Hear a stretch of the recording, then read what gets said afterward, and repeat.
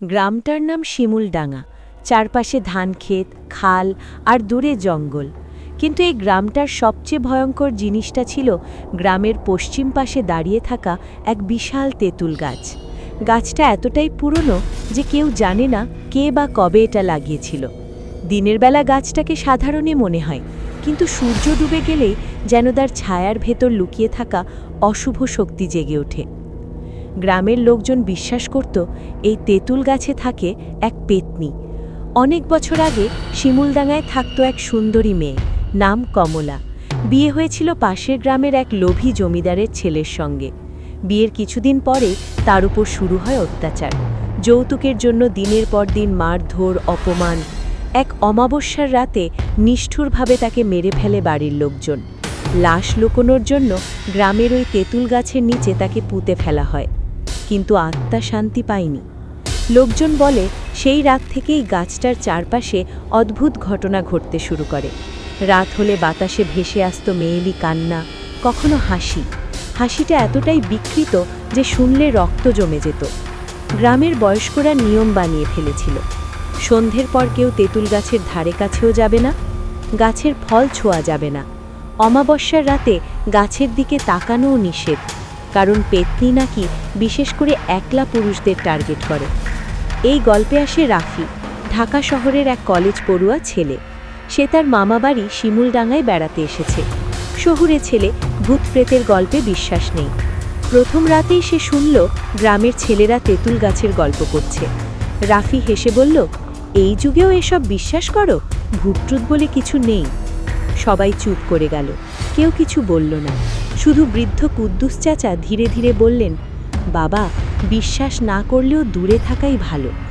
সেই রাতেই ঘুমের মধ্যে রাফি শুনতে পেল, রাফি, রাফি, একটা মেয়েলি কণ্ঠ।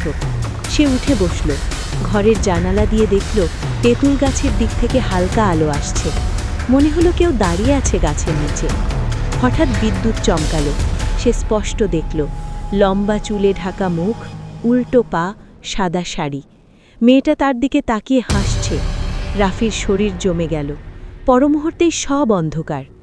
পরের দিন থেকে রাফির আচরণ বদলে গেল। সে সারাক্ষণ চুপচাপ থাকে, মাঝে মধ্যে ফিসফিস করে কথা বলে। রাতে ঘুমায় না, জানালার পাশে বসে থাকে। মামি একদিন জিজ্ঞেস করল, কি রে, তোর কি হয়েছে? রাফি ফ্যাকাশে হেসে বলল, ও আমাকে ডাকছে। গ্রামের আরেক যুবক মকবুল এক রাতে নেশা করে তেঁতুল গাছের পাশ দিয়ে যাচ্ছিল। হঠাৎ সে দেখতে পেল এক সুন্দরী নারী দাঁড়িয়ে আছে। নারী বলল, আমাকে একটু বাড়ি পৌঁছে দেবে? মকবুল মোহিত হয়ে রাজি হল।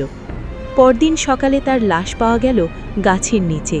চোখ দুটো উল্টানো, মুখ বিকৃত, শরীর থেকে রক্তের শেষ ফোঁটাও নেই। গ্রামের লোকজন এবার আতঙ্কিত হয়ে পড়ল। সবাই বুঝে গেল পেতনি আবার জেগে উঠেছে। তারা ডেকে আনল এক ওঝা, গোবিন্দ সাধু। ওঝা গাছের সামনে এসে মন্ত্র পড়তে শুরু করল। হঠাৎ বাতাস ঝড়ের মতো বইতে লাগল, গাছ কাঁপতে লাগল। এক ভয়ঙ্কর চিৎকার শোনা গেল, আমাকে শান্তি দাও, আমাকে বিচার দাও। ওঝা বলল, এই পেতনি প্রতিশোধ চায়।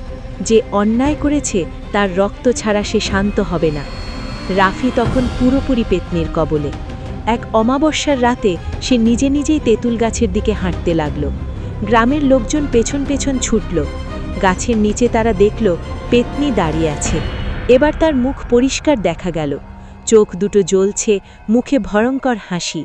সে বলল, এই ছেলে আমাকে দেখেছে, এখন সে আমার। হঠাৎ রাফি চিৎকার করে উঠল। তার শরীর বাঁকা হয়ে গেল, চোখ কালো হয়ে গেল। ওঝা শেষ মন্ত্র পড়ল। এক বিকট শব্দে তেঁতুল গাছ ফেটে গেল। সব কিছু থেমে গেল। পরদিন সকালে দেখা গেল তেঁতুল গাছটা শুকিয়ে গেছে। রাফি বেঁচে আছে, কিন্তু তার চুল সাদা, চোখে শূন্যতা। কিন্তু গ্রামের লোকজন বলে, আজও অমাবস্যার রাতে যদি কেউ সাহস করে ওই জায়গায় যায়, তাহলে শুনতে পায় এক নারীর কান্না। আমার বিচার এখনো শেষ হয়নি। আর দূরে দাঁড়িয়ে থাকা এক শুকনো তেঁতুল গাছের ছায়া নড়ে চড়ে ওঠে।